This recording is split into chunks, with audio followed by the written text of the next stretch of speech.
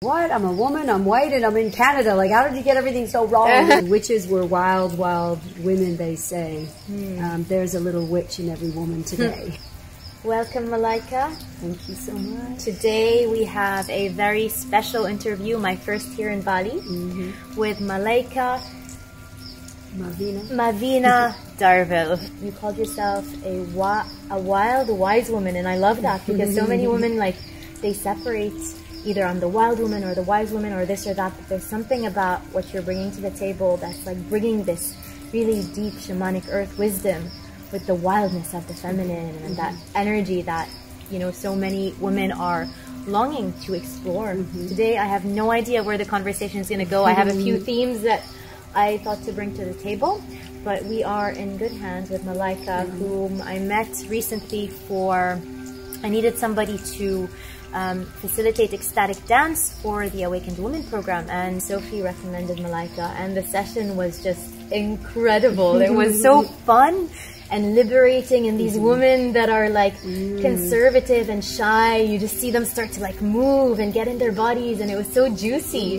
And deep inside I was like, yeah, Malaika, you go, girl. It was so beautiful. So I really feel it's an honor to have you here today to share your energy, to share some of the knowledge you've gathered, your journey, your story.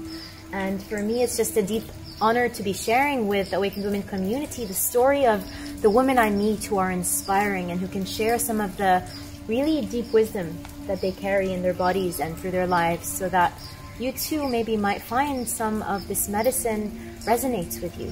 And so let's dive into the mystery today. Malaika, maybe we can start if you want to tell us, who are you?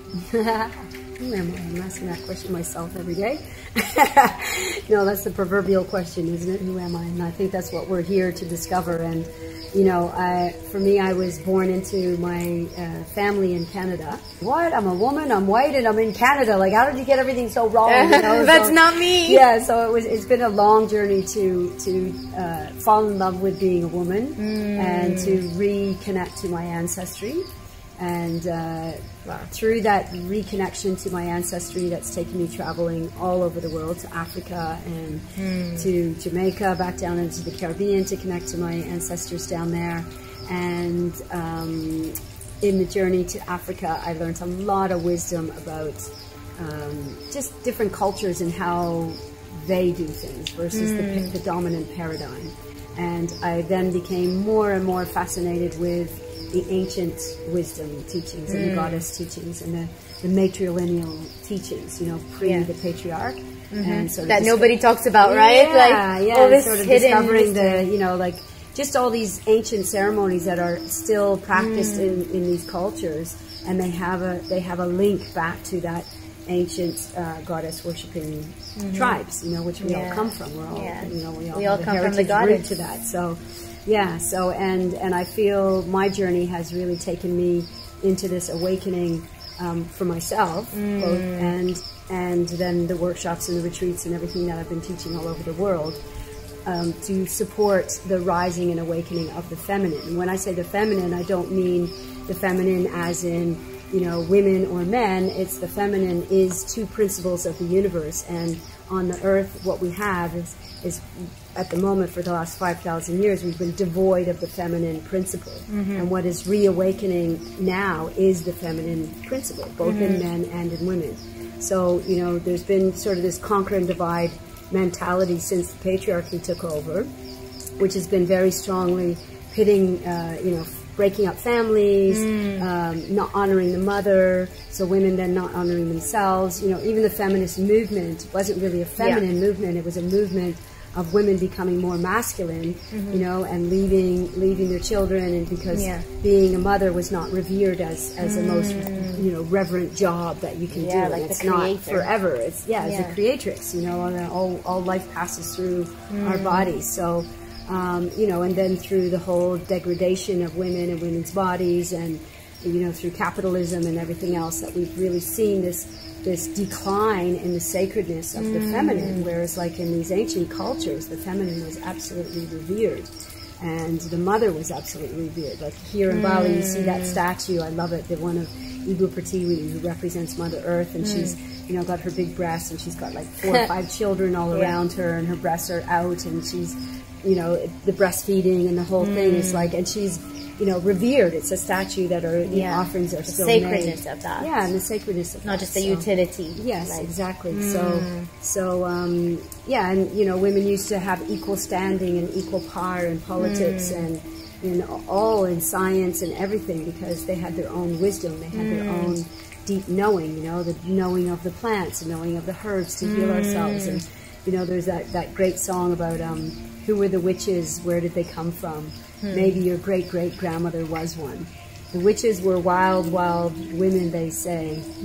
There's a little witch in every woman today. And coming up to Halloween, you know, then you know, and we can see how through time those ceremonies. That's a perfect example. Halloween was Samhain, which was actually the New Year in the pagan. So we're coming into like interesting how they made that like the scary. Yeah, well, it was because the veil is thin between the worlds. Yeah. It's like you're going like in the northern hemisphere, you're going from spring and summer and fall like into winter. So it's like autumn into winter.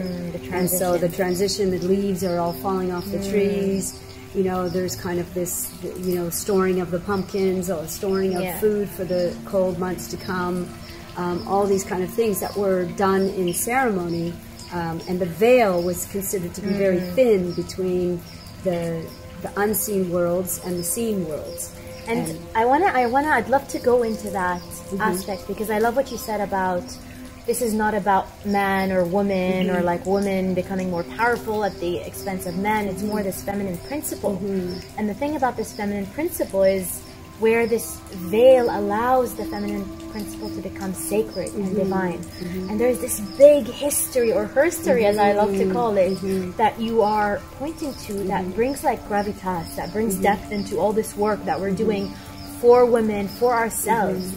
And I feel there's always this relationship between this big why that really inspires us, and when we look at the bigger context, it gives us so much more like connection to our lineage as women, and again the big why, and at the same time bringing that back to me, little me, or my story, or my revelation. And I just want to rewind a bit into that before we move on to more of these like concepts. And I mean, I'm all the way in with you, and I'd love to hear about you, Malaika. You, a moment in your history, in your own story as a woman, that turn things around. We went back to Australia when I was 14, and I think that was a really huge turning point. I mean, sure, we got into all kinds of stuff in Australia as well, but it was also kind of like opened my eyes to travel, you know, and the gypsy in me came to life. And you're such a gypsy. Yeah, and once I found, you know, warmer shores, I was like, okay, someone please tell those Canadians the Ice Age is over in the rest of the world, and I'm leaving. So when I was, and then when I went, so the contrast of the contrast like of Canada Canadian, and Western, you know, and family, and you know, just difficult time with the family, because with this Jamaican thing, my mother, well, naturally in our blood, you know, we're attracted to what's there. So as my sexuality was awakening, I was attracted to black men, which my mother was just like, you know, that was just like could have been the worst thing on the earth. And so we just were constantly in battle with each other. There was just a constant battle going on at home. And when we came back from Australia, all 3 of my other siblings left home because they were at the age to go to university. Yeah. And suddenly, and I had always been a wild child, you know, they were too busy like screaming at the other 3 to notice like what I was doing. And suddenly when they had left, all the attention was on me. And that was, I think, one of the big turning points where I just kind of went, you know, there was a plane ticket for $99. I remember to fly out west in Canada's Banff to the mountains. And I thought, I bought the plane ticket, and I thought, if things aren't better by Christmas, I'm leaving, you know. How old are you? 17. 17. Yeah. So I left home at 17, and I went out to the mountains. I finished my high school out there in the mountains, and I enrolled myself in university later on in life. Like I went back to university and studied. What did you study? Marine biology, because I was always fascinated with, you know, marine biology and something about nature and social, and social studies with Aboriginal studies in Australia, because I went back to Australia because I had a boyfriend there. And yeah, and that was, you know, that kind of like started my journey. And then when I came back and I traveled all through the Caribbean. I became a scuba instructor and, you know, worked on a boat and underwater photographer, and like I've done many things. So you always kind of did your own unique thing. You were never always, a normal person. You never, you know, I think, only the childhood, like with the normie family. Yes, the normie family, as long as I could barely stand it. And then really at, I think at 18, I came back home and I, you know, to get the money together to go to university. I worked for the government for 1 year. I worked a normal job for 1 year, and it was the greatest experience ever, because that's what like so many people do their whole lives, a job they hate. So you got a sip of that. And I was like, oh my God, hell no, I'm never doing this. Like I'm going to just pursue, life is way too short, and I'm going to pursue my passions. And my passions just keep changing. So, you know, it's like, you know, I did the scuba instructor and everything. And my father was the one who came down in the Caribbean, and it was like, just think what you could do with that piece of paper. And so, you know, I was young still, so I listened to that and went back and I studied marine biology at university. And, you know, science in university is far cry from, you know, it's all owned by big pharma companies and everything else now. So the first thing we were doing, like, was dissecting a little shark, and I was just mortified. You know, it was like I had been like, I'm here because I love animals. Yeah, my education was, you know, like being down in the underwater world and observing things and touching things and learning, and then researching myself to find out the names of what things were. And, you know, one of my favorite things when I was a scuba instructor, you know, already what I would do is like this deep meditation, because you're hearing this, you know, you sound like Darth Vader with a regulator in your mouth. There's something about when you're under the ocean, right? It's a feeling, like weightlessness, and I would like regulate my buoyancy, and that, you know, that nobody could ever believe like how little air I used to use. It was really like this deep meditation. I'm clearing my mind of all thoughts and just coming into this deep awareness of presence underwater. And it was, you know, that was kind of like the beginning of that training. And then when I was in university, I did only 2 years of my degree, and then after that, my parents disowned me for 6 years when my first son was born. And, you know, we were growing our little family, and we went off when my son was only 4 months old to a deserted island in the Philippines. And my sister was living in the Philippines, and we went to meet her husband, and just ended up going off, you know, adventuring, you know, with this little tiny baby. That's beautiful. And, you know, I always I think I fantasized about that Blue Lagoon movie, you know, I was like, I wanted to do that, you know, so I kind of did, you know, and we lived on coconuts and mangoes, and it was like so amazing. And with a little baby, I was struggling at home, you know, like how to do this in a house without a whole community. And, you know, with children, it's a whole nother kettle of fish. So on that point, it's like you always knew you had your own maybe like compass or calling, and whether it took you to travel or to live on an island on coconuts, it was always taking you towards maybe yourself in some way. And some of the obstacles you mentioned, like the shame with your mom when you were in love with the person that she would not be happy with you falling in love with. And I think a lot of the people watching today can relate to that, when the parents want you to do a specific job or a specific marriage or a relationship that doesn't suit you. But you chose you, and it took you on this journey and beautiful adventure, and now living in Bali and teaching dance and helping women step into their bodies. Like, it started somewhere and it led here, and there's this other timeline where you stayed in that government job, which is the decision so many people do. And I was also in a government job, and I learned so much like you. And at the same time, it's that polarity of any job versus the freedom that we can create for ourselves. And maybe I'd love to go into let's go into the dance, because this is one of the things you facilitate now. So for me, you know, growing up Jamaican, we were always dancing around our Jamaican house. Me crazy. We always had Jamaica. We always had, you know, the doing the limbo in the you know, living room and everything. And I never wanted to like follow steps or go to ballet classes or anything like that. And I have a big Jamaican butt, so it was like that wasn't gonna. You do? I didn't see it. But that's it. You know, it works well with African dance. I think I have a Jamaican butt. I might have some. Didn't work for the you know, ballet dancing. So I didn't, you know, do that kind of dance, but I loved to dance as a kid, and you know, dance is our first language. So if you look at every single indigenous culture on the face of the earth, they all have dance when there's a wedding, when there's celebration. You know, dance is just like such a huge part of life. And in our Western culture, you know, the only place that you really dance is you get completely drunk, you know, and, you know, dance, you know, getting picked up in bars and it's smoky and, you know, this kind of thing. It's almost like that's the only time your inhibitions can drop. Yeah, exactly, when people drink and stuff. So, when we were on the deserted island, both my partner and I had decided... I don't think many people get to say that in their life. When I lived on the deserted island. And we would do these meditations and say, you know, what do you want to do? Like, what do you want to do with your life? And he really wanted to be a musician and play drums. And I really, really, really wanted to dance. And I wanted to learn African dance. So after our second son was born, when he was only like 1.5, and, you know, I mean, to all you mothers out there, like, hats off, because it's such a hard job that is not revered enough of how many hours that you have to put in with little people and raising them well. Like, I want to take care of myself. Yeah, and you know, normally, like, that's one thing I learned in the African village is that, you know, and that was how what we came to go to Africa was. I was kind of like, this is impossible. 2 children, 1 woman, 1 man. You know, you're supposed to play with them, you're supposed to cook for them, you're supposed to clean, you're supposed to earn money. You know, it's just impossible, and nobody's needs are getting met. So no wonder the divorce rates are so high, because we're not designed to live like that. You know, and you know, women need other women, men need other men, and children need other children.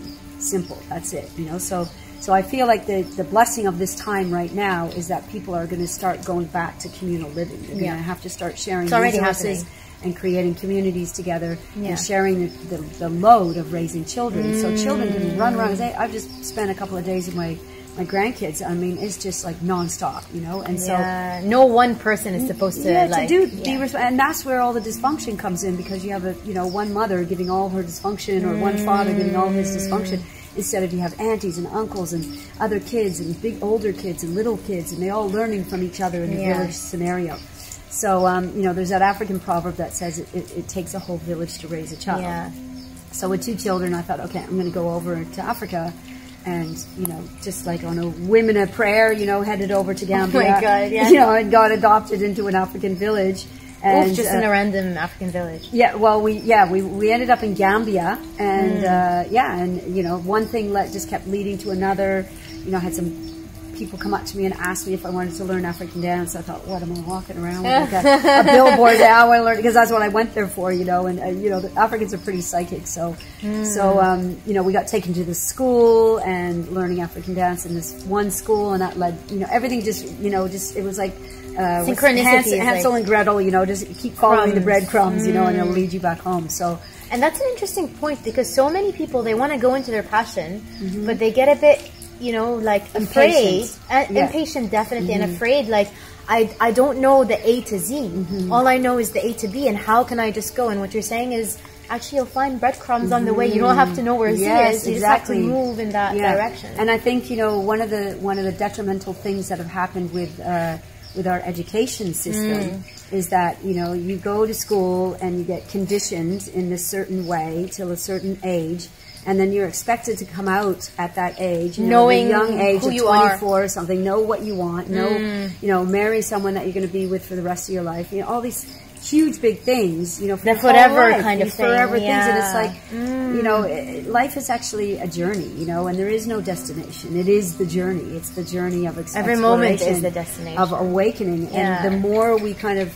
remember that we are spiritual beings having a human experience instead of the other way around, you know, then we can take our humanness with a little more lightness and stop putting so much pressure to get somewhere, because guess what? There is nowhere to get, you know. It's and like, to know, like, and I need to know my purpose. I need to, like, pin it down. And it sounds like one of the things you're embodying is the sense of, like, today I have a passion, I might want to dance, tomorrow I want to sing, and to move with that. Yeah. And what happens when you move with that? Well, I think what's happened for you? I think that is the way of the feminine. And that is why, like, you know, for me, my greatest teacher, you know, with leaving home so early in life, nature has been my greatest wisdom teacher. And, you know, for women, we are so tethered to the moon and the sun and to the earth. And that's why our hair grows long, you know, because the way the energies move and pull us down to the earth. And what? So, tell me more about that. Yeah, it's like the way the currents of energy that move, you know, like we are, you know, we're not just this physical body, we are like a multidimensional being.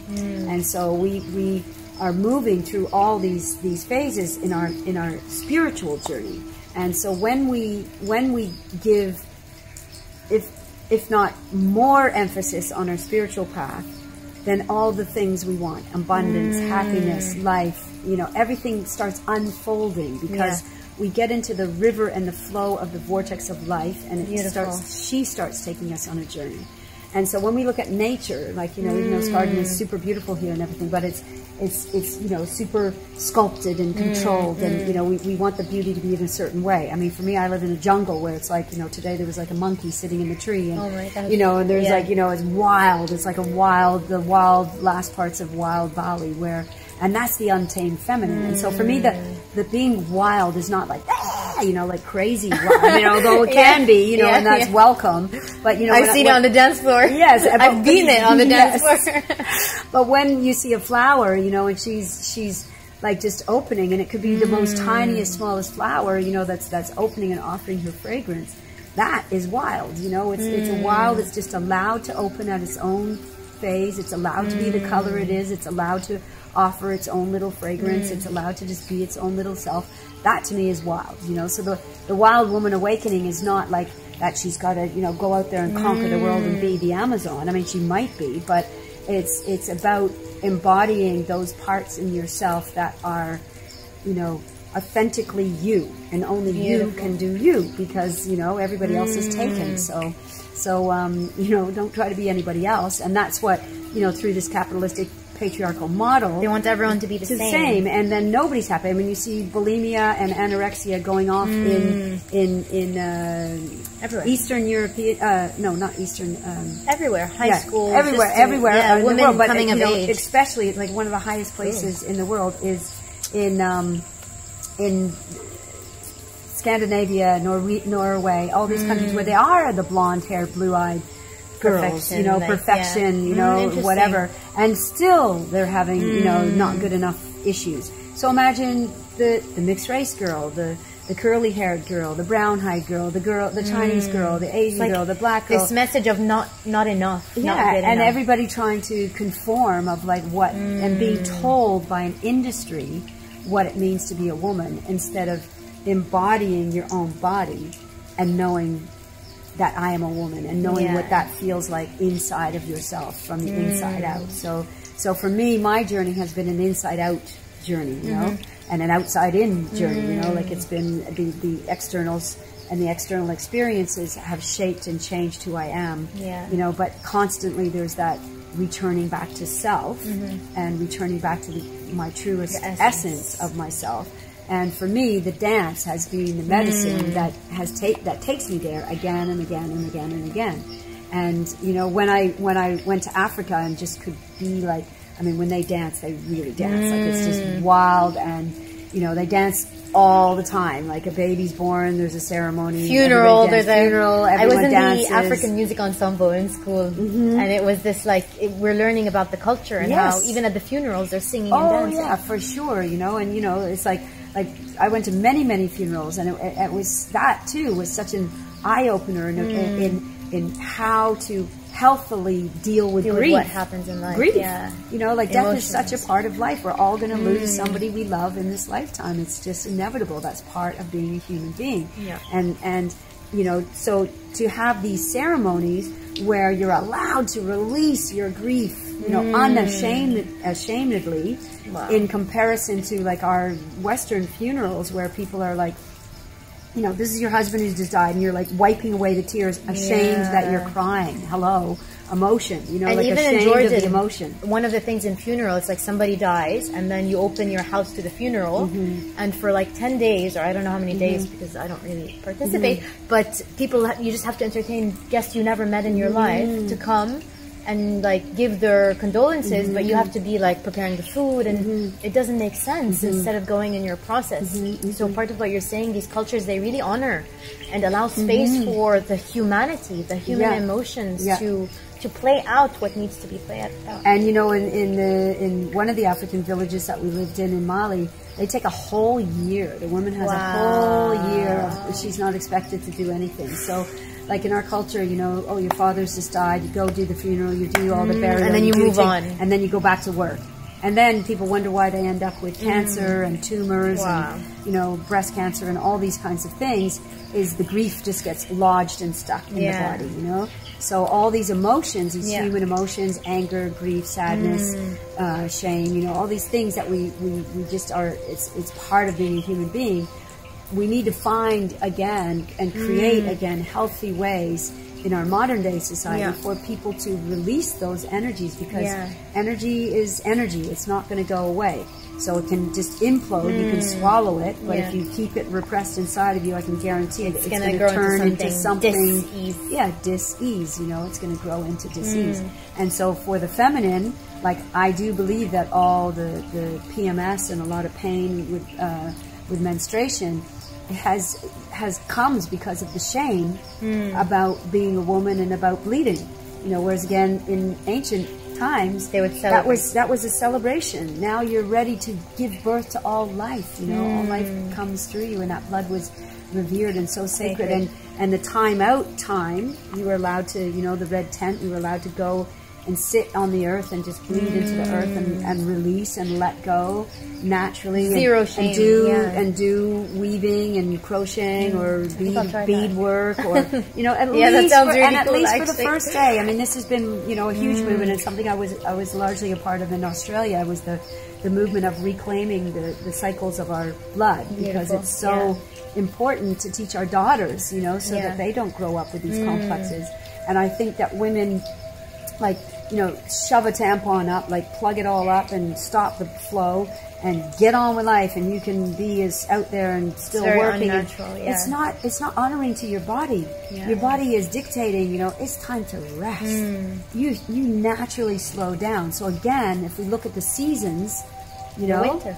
We go and we have that monthly. You know, we have that monthly spring, summer, winter, fall. We ovulate. The mosquitoes have started to we ovulate in the middle of summer, right? And you know, that's like when we feel horny and, you know, juicy, and we want to make love, and, you know, it's when we can conceive babies. And then when we are bleeding, it's like we don't feel like going out partying and going out to work and doing all the work and everything else. It's time when we want to, like, self-care and take care of ourselves. And so bringing back these kind of rituals for women to learn to love their bodies and to start tracking their menstrual cycles and bring their menstrual cycles back into harmony again with the moon, like we should be bleeding with the dark moon.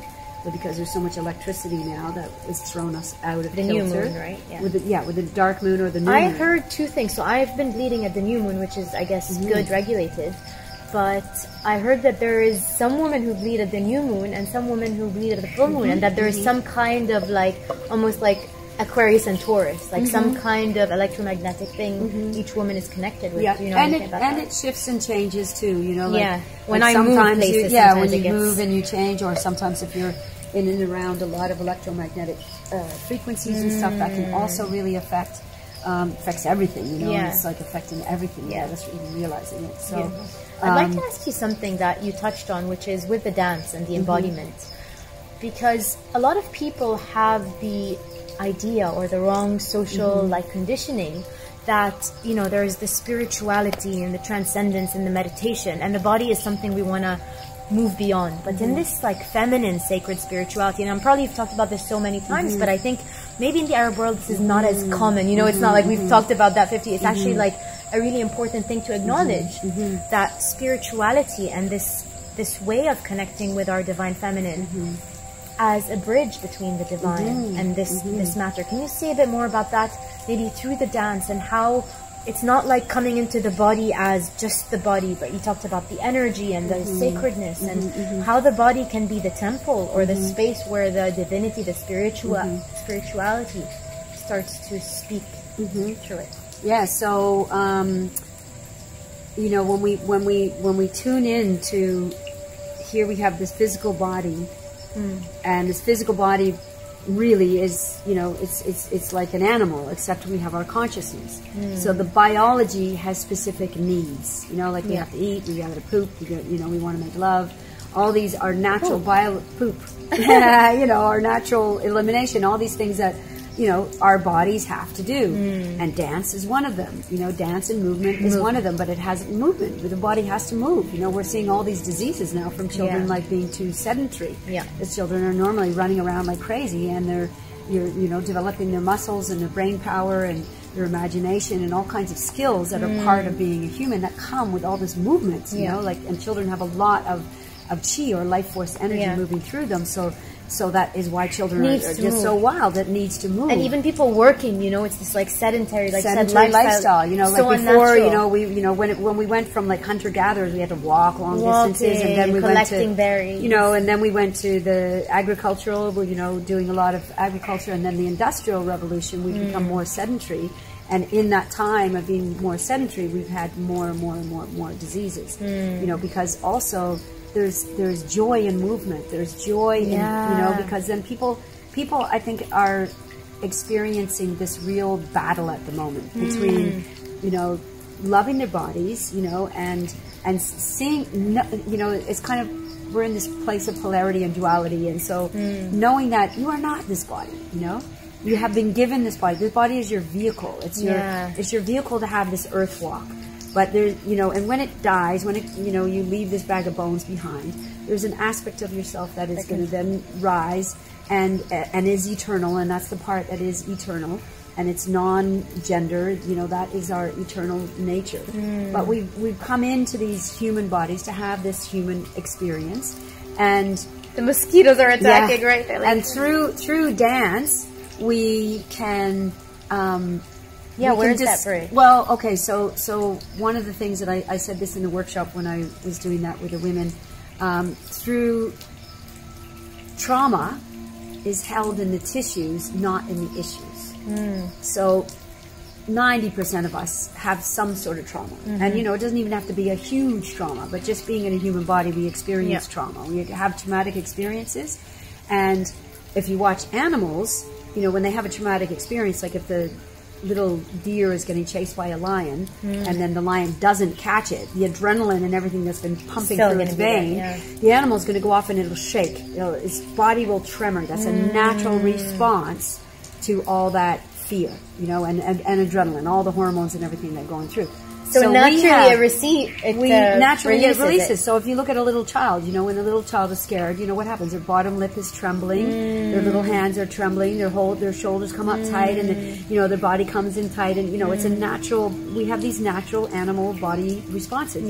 And if people get told, you know, again and again as they're growing up, you know, don't do that, you're not allowed to do that, don't behave like that, you know, and control that behavior, then they learn to switch off our intuitive, natural bodily instincts, which know how to keep us alive and in harmony. And then we've spent too much time in our heads, and you know, in our brains and in our mind, and all these, you know, spiritual practices that are designed to ascend and take us up and take us up, and yet we have these three chakras beneath the heart, you know, the Hara and the Swadhisthana and root chakra that are ignored. And if we ignore, you know, this is the base of the triangle. That is the widest part of us. And we can't actually ascend. So just to clarify, chakra, for people who don't, it's like the energy system. Well, chakras are energy wheels. Chakra actually means wheel. So in the Indian system, which I've studied yoga, and I'm a yoga teacher as well. So the chakra systems are, there's 7, you know, crown chakra, midbrain, which is your pineal gland, throat chakra, and then your heart chakra. So the heart chakra is the meeting place of these 3 down, and then 3 coming up. So beneath in your perineum is the root chakra. Swadhisthana is your womb chakra, where my snake belt lives. And then over your hara is your third chakra. And basically you're saying most spiritual practices in today's world, they focus on the high one. Only going up. And ignoring the lower ones, which is the root and the connection to the earth and the movement and the body. Yeah. And so what family and, you know, and everything. And so, you know, in those other practices, like, you know, we all have our shadow and our light. You know, and the heart being the center, and the feminine heart being positively charged. So in our bodies are magnetically charged, just like everything in earth is magnetically charged. So our heart is positively charged, and the heart of the masculine is negatively charged. And so what is needed in the world right now is this positively radiance of the feminine heart. You know, that's what the world is craving right now, and what women are craving to come back to. And what's been discounted. Because a lot of the women I'm working with and who are awakening, one of the things that starts to happen, or the most thing they're working on, is just healing the heart. And many people would think that's not important, or that's just emotional, or but part of this divine feminine awakening is showing how it's like the heart is the gold. It is the gift that a woman can bring to the world. And it's our first cells of the human body that developed is the heart. They used to think it was the brain, but now they've realized it's the heart. So you have this involution, you know, the energy is coming down here from the earth up to here, and then coming up and around the head and then back down. You have this like constant movement of energy moving like that. And so dance is a way isn't that also this? Yes, our ankh. Isn't that related to that movement? So the ankh, yes, and the ankh is also represents the womb, and the lingam, or the penis. So the yoni and the penis, or the lingam and the Nile. So those two energies coming together created life. And there was no shame about that. It was like, that's how we create new life. And so once all of this shame came in, and shame around our sexuality, and shame for being women and what we do, then a lot of shame came into the female body. Let's talk a bit more about shame, because it's also getting dark, and I think we'll have another maybe 10 minutes before it's not filmable anymore. So let's talk about the shame, because I think this is something that a lot of the people watching here today, there is a desire to liberate, and there's a desire to really connect and harmonize with nature and our body, but then there is this social, maybe religious, cultural, parental, whatever it is, shame that's been almost like eons of years into the body. So what about the shame? What do we do with the shame? So that's what I was saying with the trauma, and that is a trauma right there, because shame you look at a little newborn baby. A newborn baby does not have any shame at all. It doesn't know whether it's a boy or a girl. It's its body is completely open, and we're a shameless creature when we're born. And then we're conditioned into, our shame. And you should be ashamed of yourself and all these kind of like things, and a girl behaves like this. The wrong and right. Like this, and what's right, what's wrong, culturally, socially. And we get conditioned into that. And the only way to break free from that, and I feel like that is what is happening right now with the awakening of the feminine, I feel, be easy and gentle on yourself, because you might be working through like all of your female lineage's shame, not just your own. So when it comes your up, mom, your grandmother, your mother, your grandmother's great-grandmother's great-great-grandmother's, and it's all stored in the womb. All stored in the DNA, and it all gets stored in the womb space. Like if you think of it, remembering that you were in your mother when you were in your grandmother when your mother was inside your grandmother. Isn't that crazy? The seed that became so you now was you're already, yeah. So we have this lineage. We're actually connected through our DNA.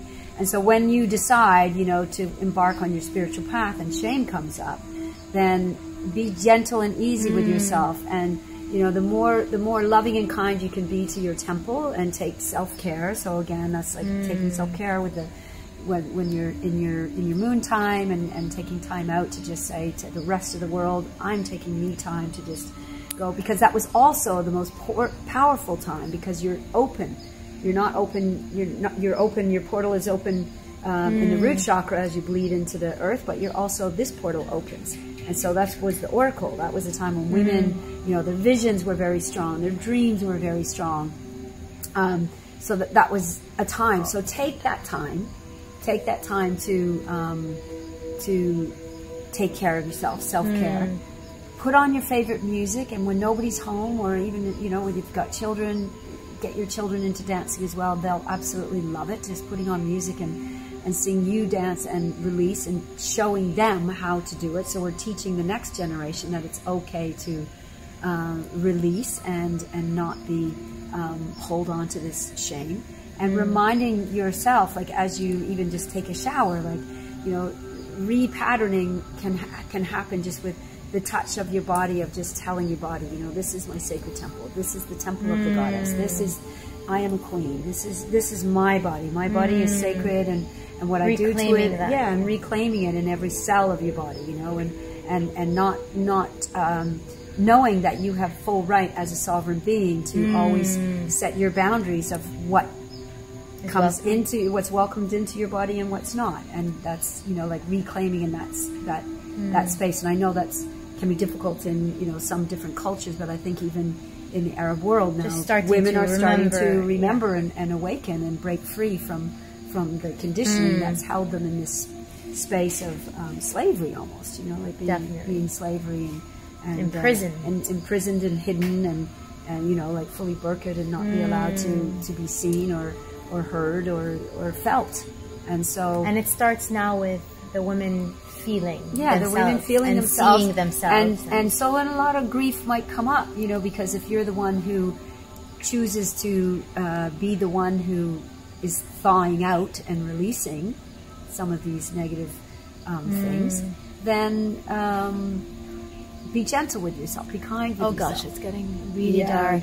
I feel we can go on for hours because we have so much to talk about, and all this information and energy you're sharing. I feel it's like, because I've been in this field for, I mean, I'm not old, but for a few years, and yet there is such a fresh perspective and ancient wisdom, some stuff I never heard before, like about the hair, and I feel while we're tight on time because of the sunlight, maybe we can have a part 2. Sure. If you guys enjoyed this interview and you want more, just comment below, say we want more, and we can do maybe part 2, part 3, whatever. In the morning time. In the morning, yeah, we'll start early so we can have the space, because there is so much to go into. And thank you for sharing. It's been like, I don't want to close because I have so many other questions, but let's go with the natural rhythms, right? The natural flow. The light is coming, the stars are coming. Venus, look, there she is. That's Venus? Yeah. Wow.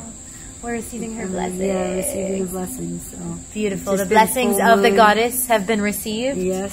Thank you, Malaika, so much. I feel we just started, so I'm having trouble closing it. Yeah. But would love to have you again in the show sometime in the future. And just thank you for sharing and for going on your own journey. And now being in a place where there's so much stories and wisdom and flow, like you are a teacher. It's obvious there's so much that wants to come through you, and I'm just really, I feel really privileged to be able to receive and to share this with the community, the Awakened Woman community. We are in the dark, but you are in the light. Yeah, we are in the light in the dark, yes. Sending so much love. Any last words you'd like to share as the darkness brings in the night? You know, the darkness is an amazing space. Don't be afraid of going deep into your darkness, because that's where you find the light. And so, you know, that's also part of this awakening, and it's been a huge part of my journey, has been shadow work. You know, we call it shadow work, where it's where you don't have the, you let go of your fear of going into your pain, you know, and through that journey, you transcend it. And so it's a descent into the lower chakras so that you can ascend into the higher chakras. And you can't ascend into the higher chakras if you're holding on to all this density running away from and heavy emotions that are trapped in the body. So finding healthy ways to express, release, heal from trauma, and dance and bring ourselves back into the celebration and sharing with our women and our sisters, and ending the competitiveness that came with the patriarchy in the sisterhood. Okay, now it's getting really dark. Sending love. Thank you, everyone who's watched this far. If you want to connect with Malaika, I'm going to put her social media pages, sites, links below. You can connect and learn more. There is a treasury of information and beauty and experiences right there. All the love.